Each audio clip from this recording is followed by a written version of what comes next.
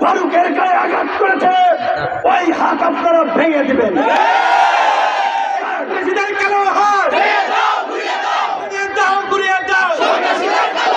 18 জুলাই যখন কথা বলি যে ভাই এক দফার বিকল্প নাই, এক দফা ছাড়া এই জাতির মুক্তি নাই, হাসিনা পিশাচ হয়ে গেছে, হাসিনার পতন ব্যতীত আমাদের মুক্তি নাই, প্রত্যেককে জেলে যেতে হবে।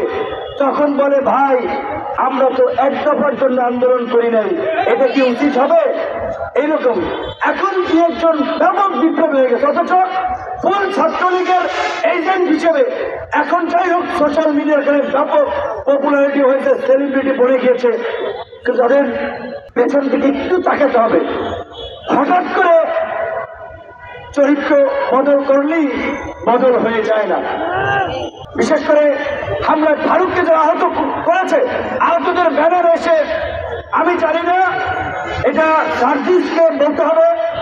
এখানে জুলাই মুভমেন্ট ব্র্যাকেটে জার্নালিস্ট নামক একটা হোয়াটসঅ্যাপ গ্রুপে সার্জিসের ফরওয়ার্ড করা একটা মেসেজে সাংবাদিকদের কাছে চক্ষু ইনস্টিটিউট হাসপাতালের এই দুর্বৃত্তদের নিউজ কাভারেজের একটা মেসেজ আমি দেখতে পাচ্ছি।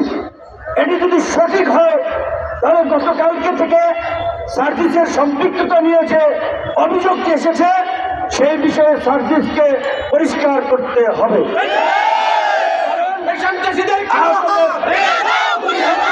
আহতদের চিকিৎসার জন্য ক্ষতিপূরণ দেওয়ার জন্য জুলাই ফাউন্ডেশন গঠন করেছে, সেটার যিনি দায়িত্বে আছেন, তাহলে তার সাথে এদের একটা সম্পৃক্ততা স্বাভাবিকভাবে আছে। এখন এই হামলা আছে কিনা সেইটা আমরা জানি না। আমি পরিষ্কারভাবে আমাদের নেতা কর্মীদেরকে বলে দিতে চাই, ধৈর্যের সীমা ছাড়িয়ে গেছে, সহ্যের বাঁধ ভেঙে গেছে।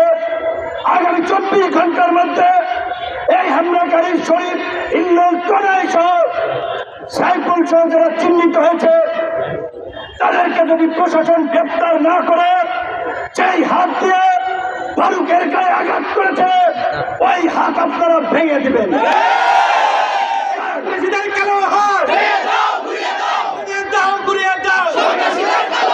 জন্য যদি জেলে যেতে হয় হুকুমদাতা হিসেবে 1 নম্বর আসামি আমি আবার বললাম। কিন্তু এখন যদি আমাদের রক্তে ভেজা বাংলাদেশে এই অধিকার পরিষদের নেতা কর্মীরা গত 7-8 বছর ধারাবাহিকভাবে যে লড়াই সংগ্রাম করেছে, রক্ত দিয়েছে, এই রক্তই আজকে বিপ্লবের প্রেক্ষাপট তৈরি করেছে। আমরা উপদেষ্টা হই নাই, সরকারে যাওয়ার জন্য আকুপাকু করি নাই, আমরা রাজনীতি করে নির্বাচিত জনপ্রতিনিধি হতে চাই।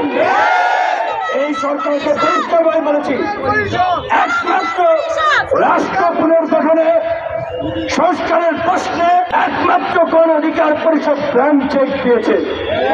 আপনাদের যতদিন লাগে ক্ষমতায় থাকেন, আল্লাহর হস্তে এই যে আমাদের মধ্যে জুলাই বিপ্লবকে কেন্দ্র করেছে জাতীয় ঐক্য এবং সংহতি তৈরি হয়েছে, সেটার দিকে নজর দিয়ে সকলের মতামত দিয়ে রাষ্ট্র সংস্কার করুন।